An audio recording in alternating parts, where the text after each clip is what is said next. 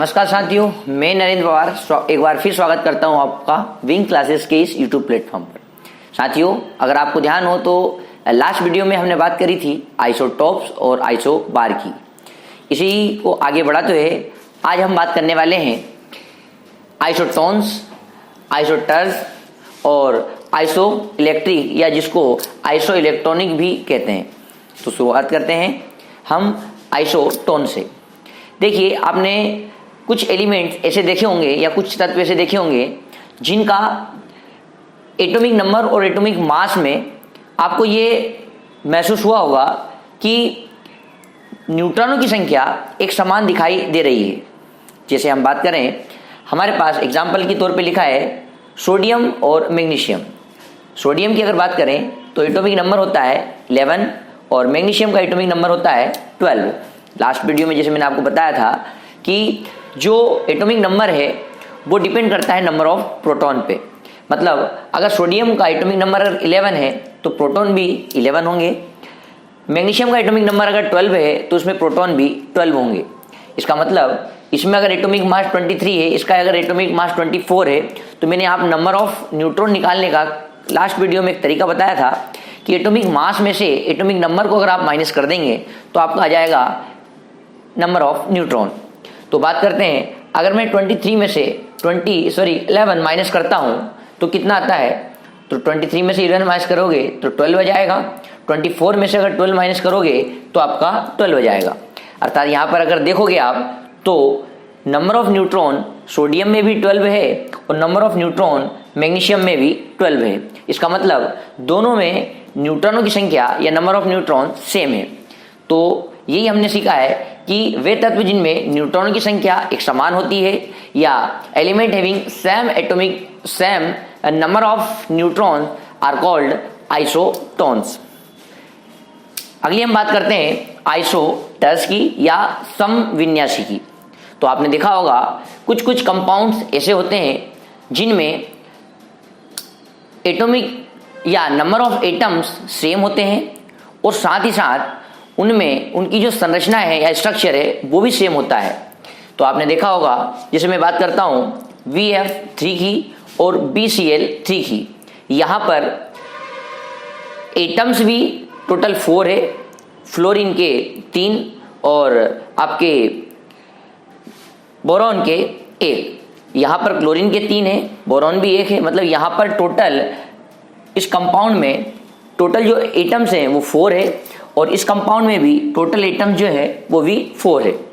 मतलब एटम्स दोनों जगह 4 है लेकिन साथ में इनका जो स्ट्रक्चर है वो भी सेम होता है।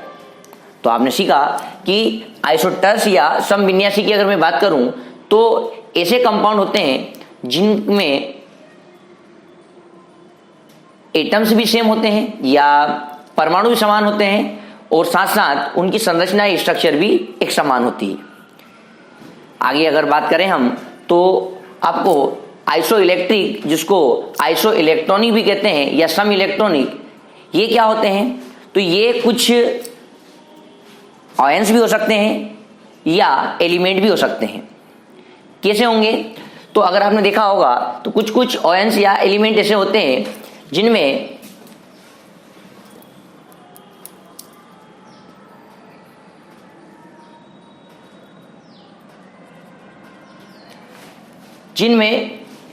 आयन या एलिमेंट जिनमें इलेक्ट्रॉनों की संख्या समान होती है। क्योंकि आपने देखा होगा कुछ तो एलिमेंट ही रहेंगे और कुछ आयंस भी रहेंगे। क्यों आयंस रहेंगे? क्योंकि या तो वो इलेक्ट्रॉन को डोनेट कर देंगे या किसी इलेक्ट्रॉन को रिसीव कर लेंगे। जैसे आपके सामने एग्जाम्पल के तौर पे मैंने लिखा है कि यहाँ पर सबसे पहले बात करते हैं अपन नियॉन की। तो ये जो आपका नियॉन है, इस नियॉन के पास टोटल इलेक्ट्रॉन होते हैं 10 या 10। इसकी वैलेंसी 0 होती है क्योंकि ये ना तो किसी को इलेक्ट्रॉन देता है ना लेता है। मतलब टोटल इसके पास अपने पास इलेक्ट्रॉन रखे रहते हैं 10। बात करता हूं फ्लोरीन के -1 आयन की। तो आपने देखा होगा फ्लोरीन के पास टोटल इलेक्ट्रॉन होते हैं 9, लेकिन जब यहाँ पर -1 लिखा है इसका मतलब ये अपने में एक इलेक्ट्रॉन ले चुका होता है। तो 9 और एक इलेक्ट्रॉन जब ले चुका है तो टोटल हो जाते हैं इसके पास भी 10। ये जो आयन दिख रहा है ऑक्सीजन का, इसके पास आपको देखा होगा नॉर्मली ऑक्सीजन के पास टोटल इलेक्ट्रॉन होते हैं 8, लेकिन -2 अगर ओएंस में ऊपर लिखा है पावर में, इसका मतलब ये अपने में 2 इलेक्ट्रॉन ले चुका है। तो 8 पहले से और 2 बाद में लिए तो टोटल हो जाते हैं 10। साथ ही साथ अगर इसी प्रकार एग्जाम्पल के तौर पर आप देख सकते हैं, नाइट्रोजन के पास 7 होते हैं, 3 इसने ले लिए, मतलब 7 और 3 टोटल कितने हो गए 10। कार्बन के पास 6 होते हैं, 4 इसने किसी से ले लिए हैं, टोटल कितने हो गए 10। अब यही नहीं, पॉजिटिव में भी आप देख सकते हैं, जैसे मान लो सोडियम है, सोडियम के पास टोटल इलेक्ट्रॉन्स होते हैं 11, जिसमें अगर +1 अगर इसकी बैलेंसी है, मतलब एक इलेक्ट्रॉन इसने डोनेट कर दिया है, किसी को दे दिया है, तो 11 में से एक अगर दे दिया है तो बचे कितने 10। जैसे मैग्नीशियम है, अब मैग्नीशियम के पास टोटल नंबर ऑफ इलेक्ट्रॉन्स होते हैं 12, जिसमें इसकी अगर बैलेंसी +2 अगर लिखी है यहाँ पर, इसका मतलब आपने देखा है कि ये 2 इलेक्ट्रॉन किसी को डोनेट कर चुका होता है। मतलब 12 में से अगर 2 माइनस हो जाएगा तो बचेगा 10। यहाँ पर आपके सामने ये सारे आयन है, ये एलिमेंट है, ये भी आयन है, इन सभी में नंबर ऑफ इलेक्ट्रॉन्स क्या है सेम है, इसलिए इनको बोल सकते हैं सम इलेक्ट्रॉनिक या आइसो इलेक्ट्रॉनिक। इसी के साथ साथ जब वीडियो चल रहा है तो मैं आपको एक चीज और बता दूं कि आइसोमर्स भी होते हैं या समयावी भी होते हैं। ये चीज क्या होते हैं, तो ये कुछ थोड़े से लेवल की बात है। जब आप कार्बन कंपाउंड पढ़ोगे तब आपको देखने को मिलेगा एक ऐसे कंपाउंड्स जिनमें एटम्स तो सेम रहेंगे बट उनका थोड़ा सा स्ट्रक्चर डिफरेंट रहेगा। मतलब जिनमें आपके एग्जाम्पल के तौर पे जैसे हम देखते हैं इथेनॉल, अब इसमें एटम वही है C2H5OH, ये इथेनॉल का फार्मूला होता है, जिसमें कार्बन 2 है, हाइड्रोजन यहाँ पर टोटल अगर देखा जाए तो 6 है और ऑक्सीजन सिंगल है।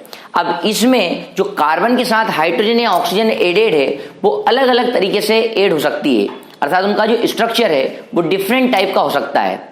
तो कंपाउंड वही रहेगा बट स्ट्रक्चर उसका डिफरेंट रहेगा। ऐसे अगर कहीं भी आपको कंपाउंड दिख जाए तो उनको आइसोमर्स कहा जाता है। जैसे यहाँ पर कार्बन के यहाँ पर तीनों जगह आपको हाइड्रोजन दिखाई दे रहे होंगे, जबकि यहाँ पर ये जो ऑक्सीजन है और ऑक्सीजन के बाद फिर हाइड्रोजन है। कहने का मतलब ये है कि कार्बन के बाद में आपको ऑक्सीजन दिखाई दे रहा है। दूसरे स्ट्रक्चर में अगर आप देखोगे तो ऑक्सीजन यहाँ पर बीच में है, इधर भी कार्बन है, उधर भी कार्बन है, मतलब कंपाउंड आपका एक ही है पर उसका स्ट्रक्चर अलग अलग है। यहाँ पर आपको समझ में आया होगा कि ये जो आपको आइसोमर्स है, आइसो इलेक्ट्रॉनिक्स है और आइसोटर्स है जिसको समविन्यासी भी कहते हैं, आइसोटोन से जिसको सम न्यूट्रॉनिक भी कहते हैं। ये सब कुछ आपको क्लियर हो गया होगा। इसी के साथ मिलते हैं हम अगले वीडियो में, तब तक के लिए बाय। अगर आपको वीडियो अच्छी लगी हो तो वीडियो को लाइक करें, चैनल को सब्सक्राइब करें और बेल आइकन दबाना ना भूलें। धन्यवाद।